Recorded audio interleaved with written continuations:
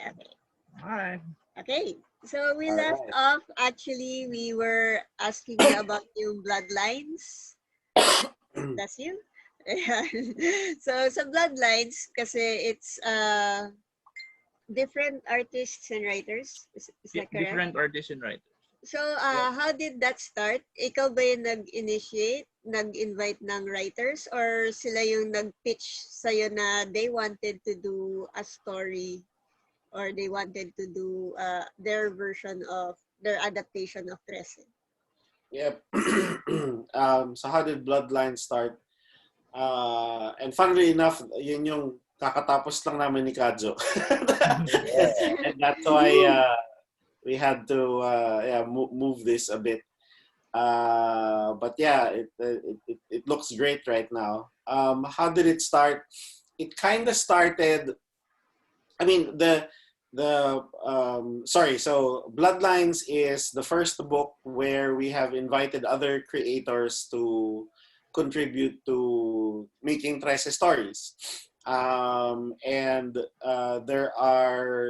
this book will have stories that are set in the mainstream, let's call it the mainstream Trese universe or timeline. But at the same time, there are two stories where Trese teams up with characters from other comic books. So parang actually many years ago, kwento namin, I don't know if Kajo remembers this. There was a crazy plan for Trese to team up with Timawa. With Derry. Diba? And one of the questions that we were trying to figure out was, it was in typical comic book geek fashion. The question was, does it fit into the timeline? So when we were trying to figure that out, pwede ba to mangyari sa Timawa? Pwede ba to mangyari sa Trese?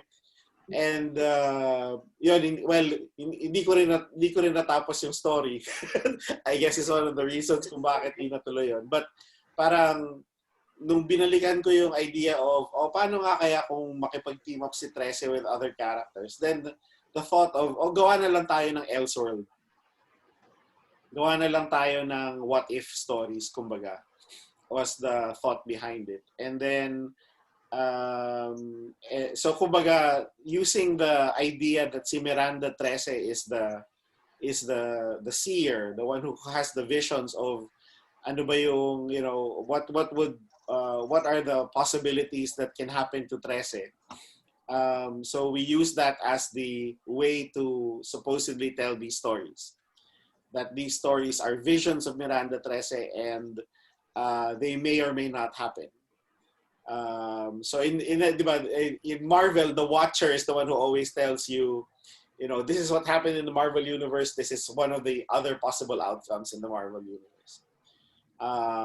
So we have one story which is where we had David Hontiveros write it. So Father Trese teams up with Dakila. And that's actually the story we launched last year, yung Iyong Tura. I don't know if I'm pronouncing it right, David.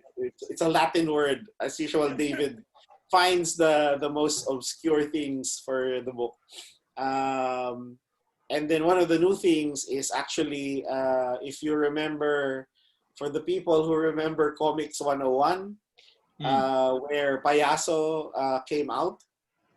And Payaso was one of the first stories I wrote, and that was with Brandy, my brother. And the storyline was actually continued by Mark Gatella.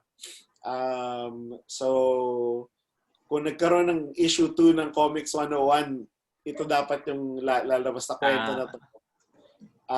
But yun, so we thought, let's, I invited them again because sabi ko, gawa tayo ng one more Payaso story. So in this case, it's Trese investigating the Payaso case. So, who's drawing yung part na yan? That's si Kajo. So the characters were designed by Brandy. Script was written by Mark. I edited a bit of it, but ayun, parang just to also give it that, of course, to bring it home to the Trese universe look. Kajo drew it, but again, because it is a what if, Kajo got to play around with the designs. So ilang stories bale nandyan sa Bloodlines? 5. So we've got the 2 what if stories. We have the Verdugo story that JB drew. So yung Verdugo Takutan, which we uploaded last March. And again, the plan was Summer Komikon dapat ilalabas yon as a printed comic book. So that was written and drawn by JB, which I co-edited with him. What's the second one? The second one is David again. David wrote a Father Trese story, but it's set in the mainstream timeline. Brian Balondo is the artist for that one. Brian, I've been seeing his artwork. Ang ganda talaga ng mga, lalo na yung mga nakakatakot niyang, really creepy artwork. Yeah, yung pinost niya for yung October niya. Yeah, oo. Lalo na nung nag-October siya. Hindi ko natapos ba? I mean, hindi naman, parang, hindi naman yata niya strictly sinundan yung 31 days. Yeah. But it was really creepy stuff. And then yun, actually the first story is by me and Kajo. So again, as a teaser, it's also all about the visions of Miranda Trese. So it's a short story that just talks about what were the other visions that Miranda Trese saw that might happen to the Trese family. Parang lang din talaga siya, parang magandang intro kung tungkol saan yung Bloodlines na na mga books, yung ginawa namin ni Budj na story. Yep. And yung mag-encapsulate ng Bloodlines. Book form siya with the spine. Yes. Yeah. So since it's 5 stories, so essentially it's 150 pages. 150 pages. Oh, okay. That's cool. Yeah. So many questions ka pa from Bloodlines? Wala. Okay. Let's talk about yung Tagalog version of Trese. You came out with 3 books na fully colored. Tapos, mauulit ba yon at any time? Kajo? Hopefully. Kajo? Pero siguro kailangan namin kausapin si Nida kung pwede ba siyang ituloy, kung may market ba, kung kung yung pero depende siyempre sa I don't have a copy ng Ablaze version. Is it colored then ba or it's black and white? Black and white. May gray. So ito lang talaga yung colored na Trese. Ito lang.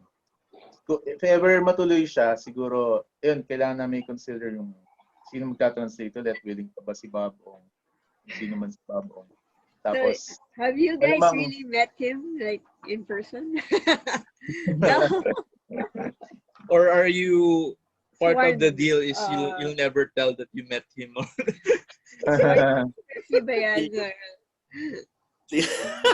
siguro if that ever happens, I'm sure there's a blood compact somewhere. As yun nga yung nakakatuwa na pagka-email ko si Bob Ong, even though pinag-uusapan namin how to translate Trese into Tagalog, lahat ng email namin English. So, kaya nakakapanibago na kausap mo or ka-email mo si Bob Ong pero English yung usapan nyo. So, I always assume na parang kung paano siya magsulat sa libro, ganun din siya magsusulatin. Ano. Matatas. Oo, diba? Saka yeah, so it's interesting. But yes, as Kajo said, I think especially now that NIDA is setting up Avenida or has set up Avenida, then sa usapan namin is the priority, of course, is what is the next new Trese book, and that's why she liked the idea of doing Bloodlines, and that's why we're doing it. But at the same time, it's going back and reprinting all of the out of print stories. Yeah. So that's the priority first, and then yes, same question ni Kajo, parang interested ba si? I mean, is there what's the appetite for doing a full color Tagalog Trese, and will Bob Ong do it? And will Kajo find time to color it? Yeah. How long did it take you to color it, Kajo? Bilis to. So, siguro yung isang book kumakain ng at least, kasi kung 20 pages yun, kumakain ng at least 2 months. Ganun. Yeah, matagal-tagal mag-color. Medyo matagal sobrang time consuming Kaya isa rin yun sa mga reason ko bakit ang tagal-tagal ng lumabas bawat isa. Tapos, syempre ginagawa ko pa yung main Trese books, di ba, kasabay nun. Tapos, tapos ngayon ginagawa mo yung remastered for a place. Oo. Saka coloring, ibang disiplina yun. Hindi ko pa totally gamay yun So, alam mo yun, so habang ginagawa mo siya, inaaral mo rin siya at the same time so hindi smooth yung process. If ever if Ma'am Nida agrees to another colored version, would you consider getting a colorist? Oo. Baka. Pag may budget. Kung meron kaming pambayad ng colorist, naman. Mas, ang daming magagaling Di ba? Sa Instagram, daming magagaling na. Dami. Mga bata, ang gagaling. Ang daming gagaling Sobrang galing, di ba? Pero syempre, ayaw mo naman na bayaran sila ng hindi commensurate dun sa skills nila, di ba? So, tignan natin. So, speaking...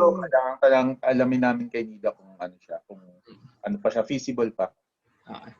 Yung speaking about reprinting yung mga out-of-print na books. Kasi I follow din yung fan page nyo. Tapos ang daming wild na kung ano-ano nangyayari dun sa fan page nyo. Tapos nga, yung iba sa kanila, ang naabutan na lang nila is itong colored versions ninyo. Kasi out of print na yung book. Pero hindi niya, ang tanong ko kasi is yung may clamor naman for yung omnibus ulit. Kasi you did Book of Murders, which... Book of Murders. Diba? Book of Murders na nag-collect ng first three books. Tapos you already released yung second set ng 3 books. Book of Midnight na ba? Kasi midnight yung theme nung the next set So yun yung tanong. Well, it's more of a question for your publisher, pero why hindi agad nagawa yung second book? Or bakit hindi na na-reprint yung omnibus? Yeah, I think we need cost yata pero ako hindi ko alam talaga kung ano yung reason. Baka cost baka mahal, baka masyadong mahal yung Yeah, I guess. Hindi ako 100%. I think it was that. I mean, that's one of the reasons why, if you remember, I think it was that last year na I ran that survey or that poll in the group asking anong klaseng format ba yung, are they looking for. So, but yeah, I think the plans to do, to reprint Book of Murders and to eventually do Book of Midnight, I think obviously was na-deprioritize siya because of Visprint shutting down, Yeah. Avenida setting up, and all of those things. So The pandemic coming in. and then of course, yes, where we are now. But yun parang I think then, I think in the bigger scheme of things, when Visprint was still of course running, obviously, Trese wasn't the only book that they were printing. So I think looking at, what is ano ba yung priority ng titles to be printed, then reprints. I mean, reprinting also a costly book like Book of Murders. Yeah. Was hard to, bring up that list. But yeah, I mean, I think it would be great. I mean, it also goes to show na yung at least the old time readers are are wanting to complete their collection. Yun din yung yun din yung nakakatuwa at nakakagulat sa readers ng Trese na talagang they even want to collect like nung nag-release tayo Kajo nung Philbars edition na may dust cover lang yung pinagkaiba pero they still want to get sabi nga si Ian John ba yun? Parang yun? Capture the flag. Kasi lahat ng alternate cover mo may flag motif. Yan. That's just... Yeah. Well, kasi, ang maganda sa Trese, parang isa siya doon sa few local books na nag-cross over. Kasi there are comics collectors here sa atin na ang main focus ng collection nila is foreign imports. Trese is one of those who crossed over na even those guys buy Trese. So yung collectible mentality na carry over. So yung mga chase covers and everything. Ganyan.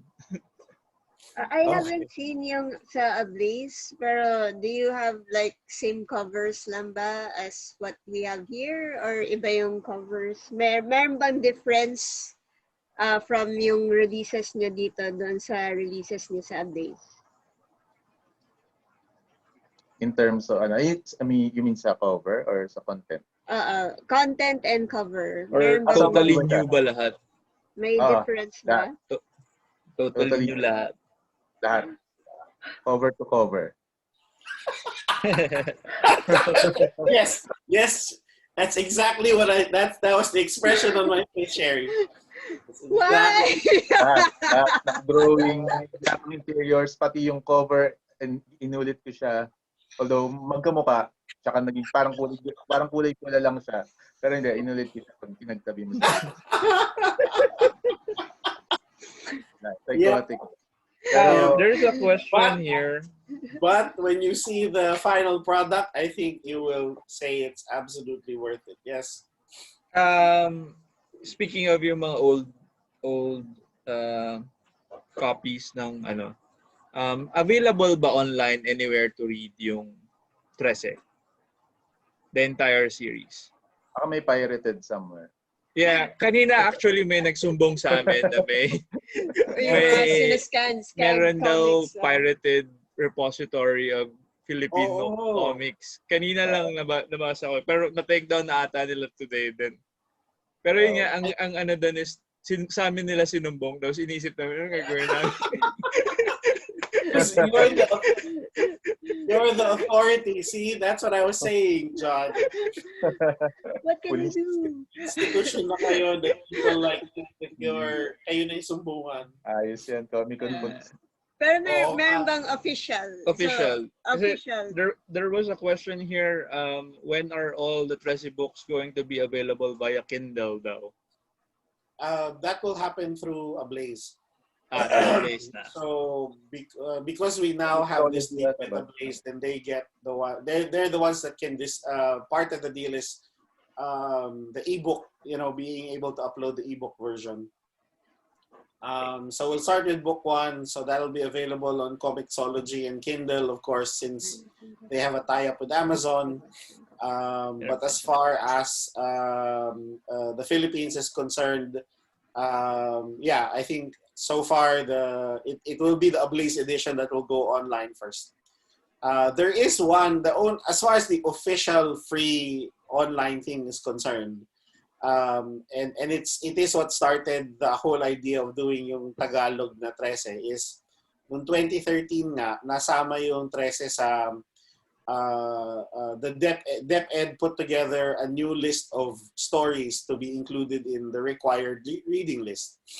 Sila Annie Almario yung the one that they were like a panel that put together a new list to say, aside from the classics, ano ba yung mga contemporary stories na pwede nating isama for students to read. So kasama doon sila Manix, Paul Medina, Bob Ong, and then nasama nila yung Trese. So that was the first time Trese got translated into Tagalog.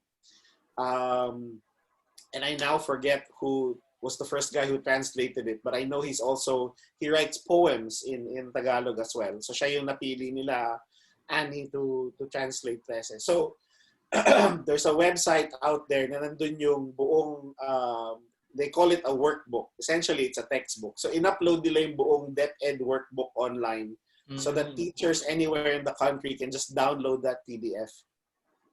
So nandun yung Trese issue 5. Which was a little known murder in Studio 4. Yun yung translate into Tagalog. So it was mga siguro 1 year later, it was a mix of getting email from kids saying, "Dear sir, pwede niyo bang paliwanag kung ano tong Trese?" Yeah. Parang ano po ang buod ng Trese? Budj dati. Read it! Papagawa ng buod. Tapos yun nga, and then like years later, may mga, kasi I think pang grade 5 o pang grade 7 ba siya?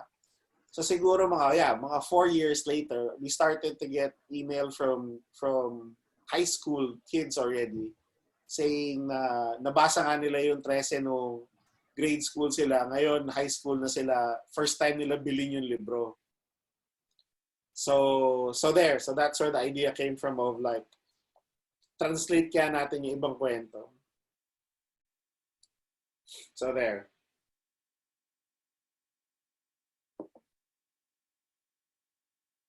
Okay. You're on mute.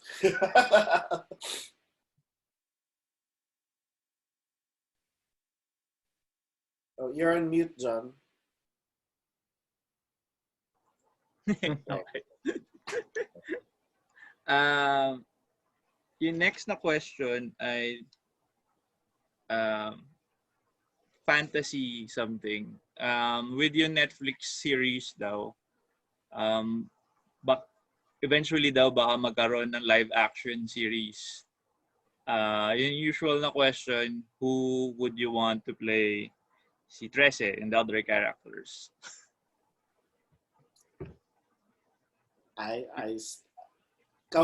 Kaj, meron ka bang bagong favorite? Wala na eh. Wala na. Wala na akong maisip kung sino. Yeah. So wala kayo ngayong kasi sa totoo lang, hindi ko na-imagine pa na live action eh. Ngayon sa buhay ko, hindi ko na-imagine na live action. Hindi pa. Pati yes. Yung live action. If kung live action siya, who would they want to play si Trese? I remember sino yung artista na yan. They always say, Drosy? In the Trese board, it's si Glyza. Si Glyza. Yeah. This is their favorite. They seem to have a better list of actors and actresses to pick for to play Trese. But yeah, parang so far then, I mean, and I don't get to watch so much movies, TV shows these days. Pero parang so far, walang nobody stands out that makes me say, uy, okay, siguro kung siya yung ganito. Diba? So, I mean, I still think, obviously for business reasons, you want to get sikat na artista to appear in it, di ba? Para panoorin. Yes. But at the same time, from an adaptation point of view, I mean, I'm still a fan of, you know, how did they cast for Superman with Christopher Reeve? Diba? Get an unknown so that, you know, people see that character as that character. I mean, it's so, because then you have the problem of being, you know, a Michael Keaton being, you know, cast for Batman, and people are going, huh? Si Mr. Mom, ang ano, you know, the comedian's gonna be, so, and then until, of course, you know, he gets to prove himself to be, you know, that he fits the role, di ba? You will always have that lalo na ngayon sa internet, it's like the moment you drop a name, it's like, lahat ng role lalabas. So parang, hindi pwede yan. It's like, wait for the final product. Has anyone approached you kung like gusto namin gumawa ng indie film or parang yun nga, adaptation of Trese, live action? Meron na ba mga lumapit sa inyo?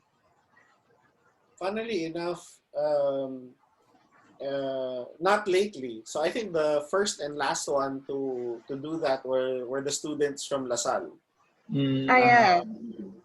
So and the thing was, nung natapos nila yung thesis nila, that was the time nagsimula na kaming that's when our contract or our partnership with Tanya Yuson started. So part of the deal was they couldn't share it online. So even though natapos nila yung thesis nila, they could only show it to their teacher and the school. But yeah, after that, parang, ang napansin ko, may mga gumagawa they use it for their animation thesis. Pero ina-upload na lang nila. Parang tapos na. Parang meron pa lang ganyan. You've seen their work. You've seen their work. There's one guy. I mean, I think if you search for it on YouTube, it will pop up. Para siya nag motion capture. Basta gumawa siya ng little trailer. Yung isang, sorry, the recent one was, I don't know what school they're from, but meron pa silang behind the scenes of their thesis. So they look like high school kids. So there. But yeah, so far no one else has and yeah, even if they do approach because of the deal with Base Entertainment, then you know, it's something that we can't say yes to. Yeah. Ito, last na to. I guess, yeah. We can, yung favorite nyo daw na Trese, book or story? Is there a specific story or book na favorite ninyo ng Trese? Mine was, what was that book again? 4. Book 4 yung favorite ko. What's that? Yeah, I can see it from here. That's Scene After Midnight. Yeah, that's yung favorite book ko. Why that one? I like yung compilation of stories dun sa book na yun. So natuwa ako masyado. So I like it. Ayan. So ayan. Yours is? Sila yung tinatanong natin. Yeah. Kaya, do you have a specific a story or book? Ako siguro yung book 3. Book 3 or yung either book 3 or yung book 6. Kasi parang yung dalawang books na yon, parang dun bumukas yung yung universe, dun mo nakita na wow, ang laki ng world. Kasi parang sa books 3 and 6 na-introduce mga bagong characters na dun parang ewan ko kung sa readers ganun din, pero ako personally parang dun ko nagsimulang imaginein na parang iba't ibang pockets ng hindi lang Metro Manila ng Philippines, parang nag-exist yung iba pang characters other than the Trese family. So parang dun, yung dalawang books na yun, yung humility sa imagination ko kung gaano kalaki yung mundo nila. Parang yun yung gusto ko yung aspect na yun. I guess that's part of the reason why we also started Bloodlines, na parang we wanted to continue exploring those other characters with the help of other creators as well. And because nga parang nung bumuka na yung world na yun, parang, and that's, if you take a look at it, that's what happened in book 7. We tried to keep expanding that world by having the stories ni Jimmy, tsaka ni Father Trese. Since na-introduce na rin namin si Verdugo on book 6.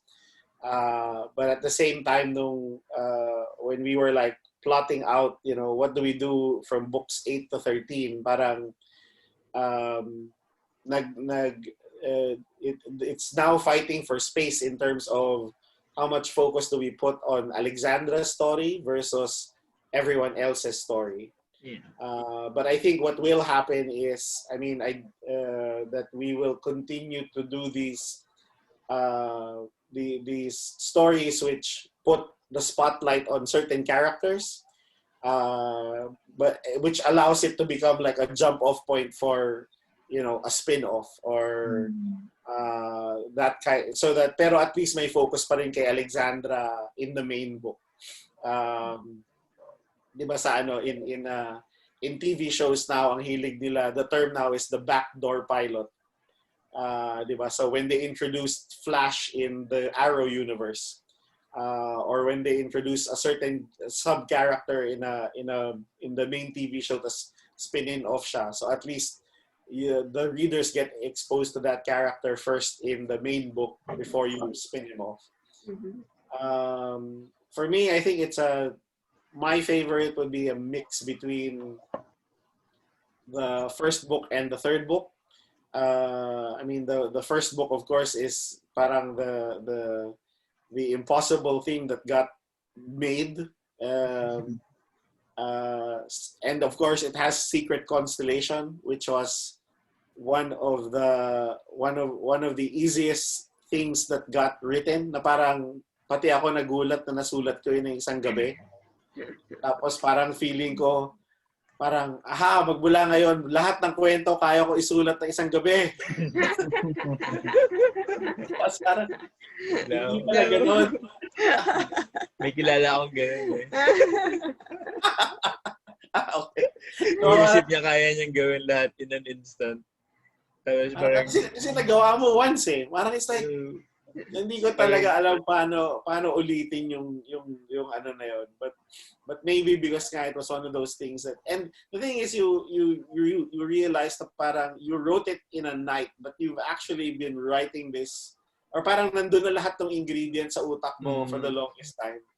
Na bigla nag-fall into place ng lahat.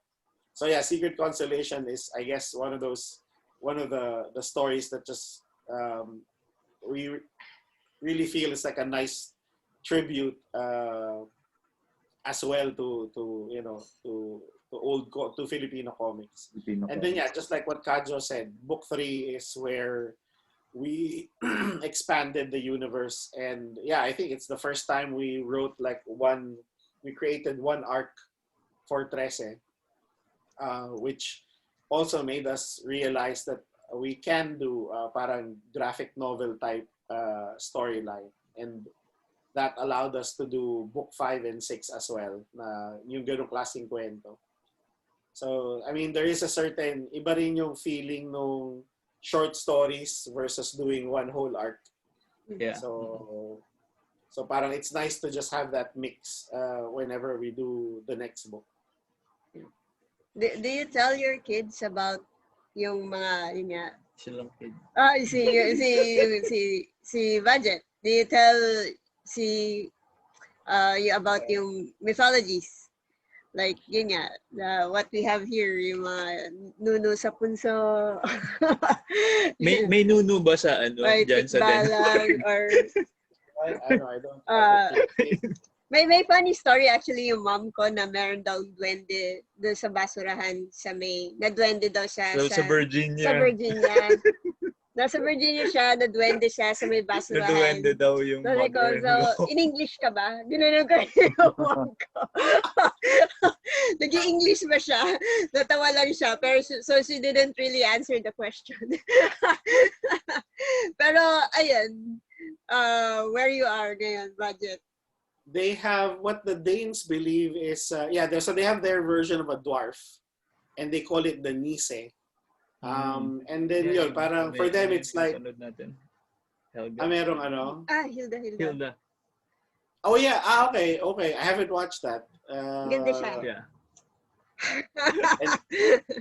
I like it. It started as a comic book as well. So Yes. O baka maybe that's something we can watch later. So they have the Nise, and they believe that it's the people who live, it's the little people who live in between the walls. And usually the Nise decoration comes out pag yun, Christmas time. And then one of the Filipinas that we met here, she wrote a book. She wrote a book about a Nise that meets a duende. Oh, cool. So yun yung isang bedtime story namin ni Seraph. So I read that to him. So he kind of has an idea already of a Nise and a duende. So of course the story of the Nise coming to the Philippines, init na init siya. Hindi niya alam kung ano yung bibingka sa mga ganung klase. But at the same time, tumulong siya to bring a Christmas celebration to the small town where she ended up in. So and then of course, since we have the naka-display dito yung Trese dolls, yung mga plushies na ginawa dati. So kilala na niya si yung suot niya na shirt. Kilala na niya si Happy at si Sad Kambal. Trese. So he can identify it when I'm working on it on the computer. Kaya na niya, he can name the characters already. Ikaw, Kaj, what stories have you nabasa naman nila, nabasa na ng anak ko tsaka ng misis ko yung yung Trese. Familiar na sila dun sa world. Pero dahil, alam mo yan, parang masyado, iba yung effect. Iba yung effect sa mga taong hindi, ewan ko, sa case ko.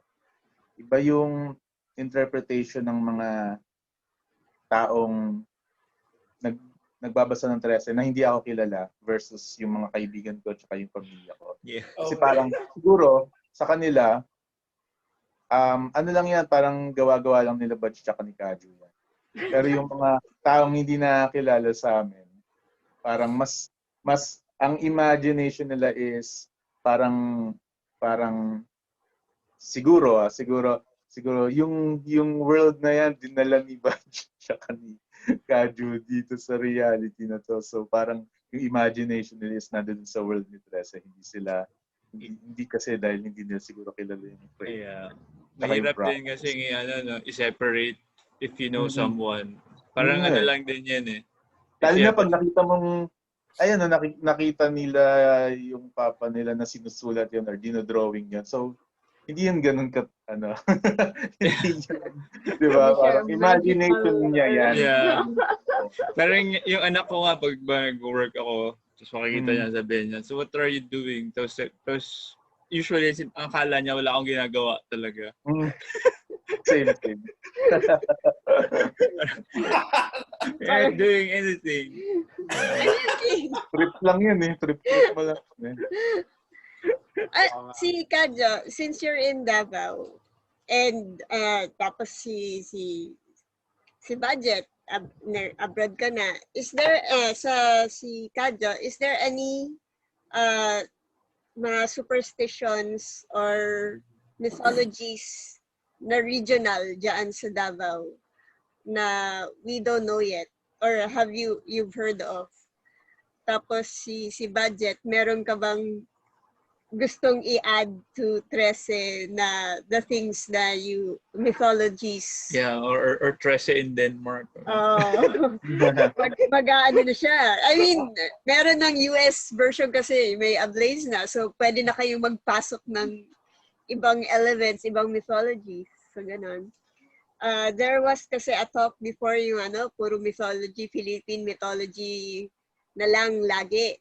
Pero, yeah, if you've seen that, yung meme page, yung Filipino comics, tapos binubuhusan ng, tapos nag-over. Ano yun? Weird. Ano yan? Parang nag-overflow na ng Philippine mythologies lagi yung themes ng comics ngayon. It's okay, Kajo. It's good that it's one of those posts that just spark flame war. Explodes. Somebody made a meme about, parang generally the comment was, parang lahat na lang daw ng Philippine comics, binubuhusan na lang ng Philippine mythology. Tapos yun na lang daw yun. Masama pa yun. which is exactly the point of everyone. Wala yata, parang hindi ko pa naririnig na sa Amerika, parang puro superheroes na lang ang comics natin. Or sa Japan, puro mecha na lang tayo. Parang wala akong naririnig na ganun.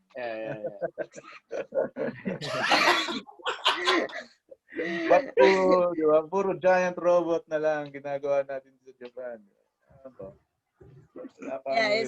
It's a matter of looking for different or presenting it in a different way. So ang my thought there is marami pa tayong regional stories, like ilang islands yung Pilipinas. So diyan sa inyo sa Davao, meron ka bang na-pick up na anything na maraming mga here in Manila? Marami akong narinig na kwento, lalo na dun mismo sa lola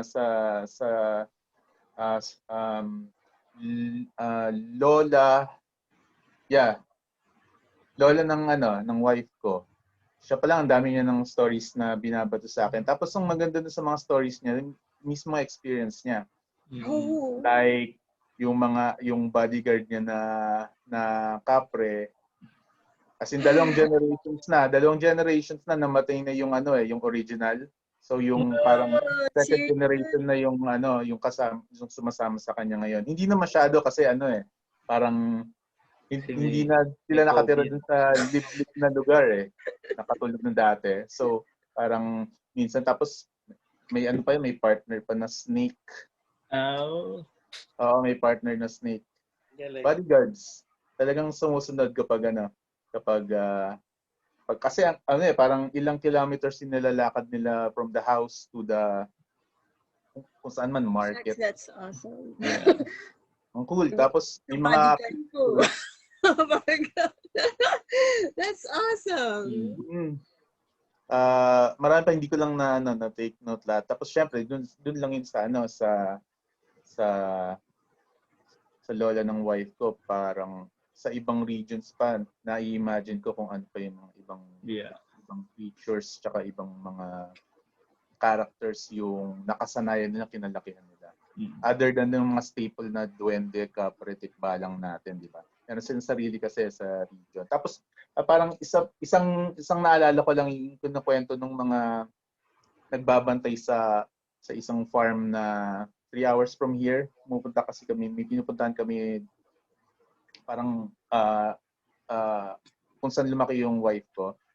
Meron silang mga tumatao dun sa isang maliit na farm nila doon. Na-experience nila, may isang creature na bumibisita tuwing gabi. Tapos ang weird ng ng design. Para siyang hindi nila sure kung kung elemental or aswang siya. Basta ang description nila sa akin nung kinukwento nila is parang uprooted yung mga puno na tinumba ng bagyo. Maugat. Tapos makikita mo yung mga ugat. Yeah. Pag ganun siya, yun yung itsura niya, parang mga ugat ng puno na nakabaligtad. So, Cool. Parang ngayon lang narinig yun. So yun, may sarili sa bawat mga region, may sarili silang designs na at saka looks. May mga iba silang visually pa nga lang ang dami na nilang ang dami na nilang variations na na na-share. So ang masarap din siguro na kung magkaroon ng chance mas spotlightan din natin yung mga Drawing mo. Oo nga eh. Oo. That's Yeah. true. Next time mag-note ako. Kwento ba? I think connected to that and what we were talking about earlier, yun nga, sa dami ng kwento natin from 7,107 islands, parang you can't say na ito na to na parang puro mythologies na lang, puro oversaturated. aswang at engkanto na lang, di ba? I mean, take a look at the book ni Edgar Samar where he compiled 101 entities from around the Philippines, and that's just the beginning. So parang siguro sawa na tayo sa tikbalang, kapre, tiyanak, engkanto, duwende. Diba? Yun yung top 5 natin eh, di ba? So yeah, yung mga kwentong ganyan, parang feeling ko baka yun yung kailangan natin gawin. No? Parang kausapin natin yung mga lolo't lola natin. Exactly. And bring out these stories. Because there is something. And who knows, diba, that root creature na kinakwento ni Kajo, that's connected to some, important storyline or history of that town na hindi lang natin alam. So I think we should continue to explore that. Dito, so because people started to ask me, may mga duwende ba dyan? That's when I started to look into ano nga ba yung mga characters that they believe in. So the funny thing is, at least on the internet, and then when I ask people, at least some of my colleagues, they don't have as much stories as we do. But on the net, they also have their top 5 of characters. So they also have their version of the bangungot, which is like a nightmare. Yeah. And then of course the duende, which is the nise.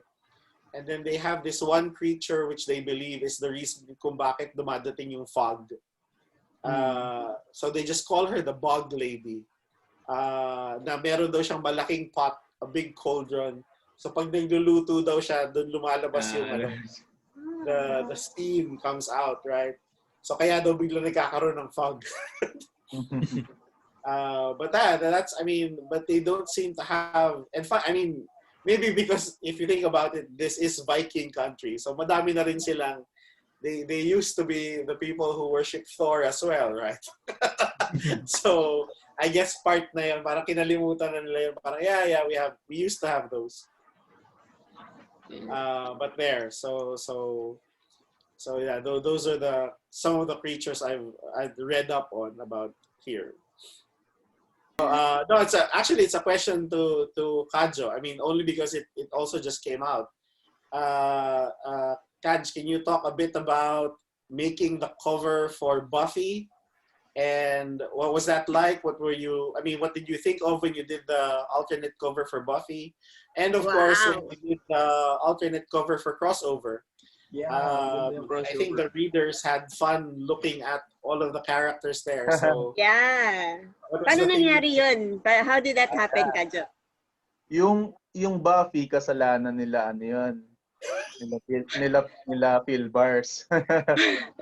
Tapos yung crossover, kasalanan ni Comic Odyssey ni Sandy yun.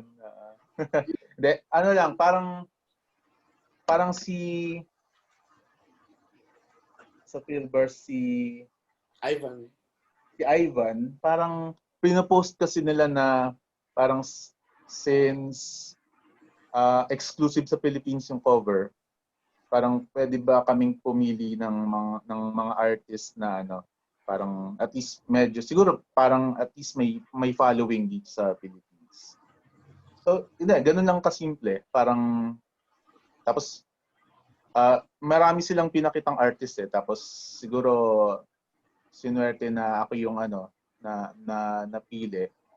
Tapos after that, pinakita lang nila sa akin binato nila sa akin yung PDF ng kwento, binasa ko. Okay, ang saya naman. Ang ganda ng draw.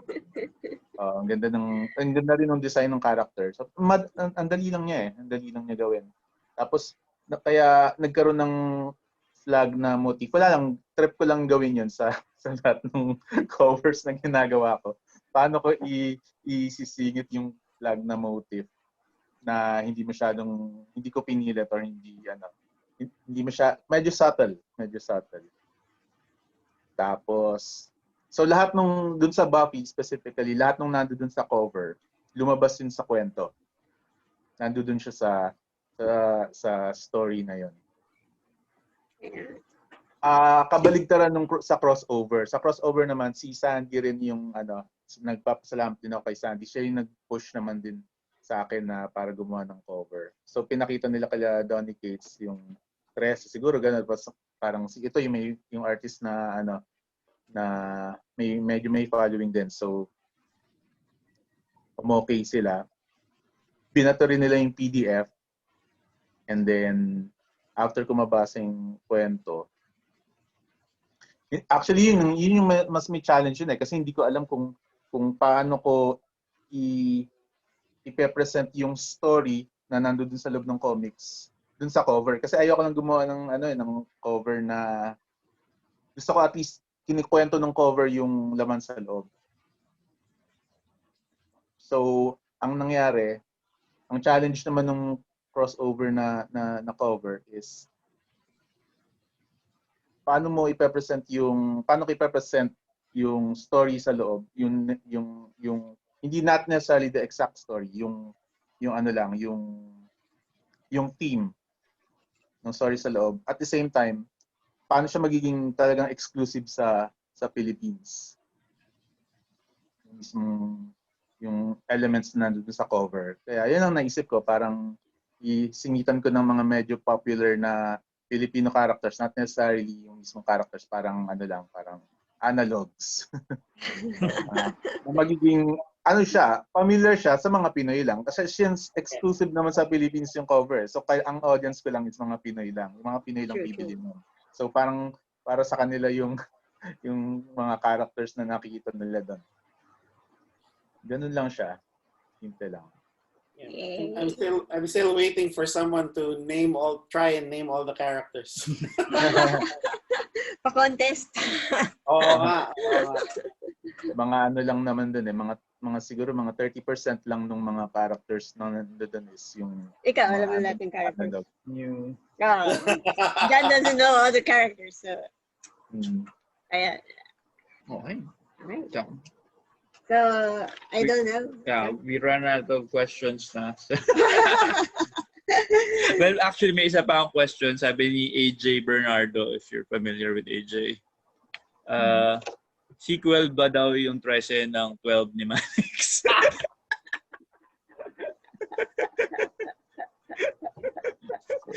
Yun na lang.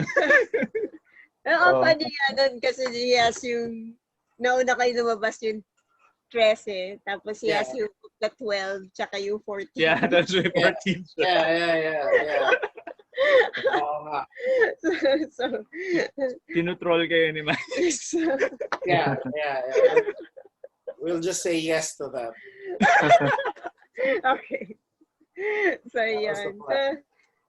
We'll end here. Yay! Thank you very much ulit kay Kajo and kay Budjette. Stay safe wherever you are. And we're looking forward to yung Netflix and the new book, Bloodlines, and many more to come. Ayun. So thank you from Komikon Online, Komikon Grande Online 2020. To the next 15 years. Yes. Wow. Yes. Yes. Exactly. Final words. Last. Final words. Final words. Baka may pahabol pa kayong message. Yeah. Sige, ako kung may mga nanonood na ng mga Pinoy sa labas ng Pilipinas pag lumabas yung Ablaze sa kung nasan man kayo, bili kayong 2 copies, panregalo nyo. para kumalat, para ma-introduce may introduce sa kung sino man yung mga, kung mga, may mga Pinoy na doon pinanganak na magkaroon na sila na idea, or may mga friends sila na foreigners na may interesado sa ganong mga ano ba yun, bagay. Lalang. Nice. Yes. To echo what Kajo said, yes, please do. When it comes out December 15, so it will be available. I mean, it should be in bookstores and comic book stores by then. And just like what I said earlier, it will be available on Comixology and Kindle, the Ablaze edition. So yes, it's the perfect Christmas gift. Well, yung cliche na yun, it's a perfect Christmas gift. Yes, true. So, hindi pa siya lumalabas. So yes, December 15. It got Dapat delayed. November siya pero na pandemic eh. Yeah. Okay. So sure na yun. December 15. Ayan. So, basically, wait, you guys will be having 2 books outside released on December. Yeah. Bloodlines and yung Ablaze. Wow. Oo nga. Yeah. Wow. Oo nga, Yeah. pati Bloodlines. It's a perfect Christmas. Perfect Christmas gift for Filipinos Dalawang perfect na. in the Philippines. Okay, ayos yan. So yan. Okay. Thank you very much. Thank you very Thank much. you again. Salamat Hanggang sa sa muli, we will see you again very soon. Sana. Okay, take care. Thank you. And that's it for now. Yes, so remember, buy yung box nila sa December. It's the perfect Christmas gift. Bloodlines and Ablaze. Merry Christmas to you. Papagawa na tayo ng kanta kay Jose Marichan. Yeah. It's the perfect Okay. Christmas gift. Thank you very much. See you Thank guys. you very much. Thank you. Bye-bye.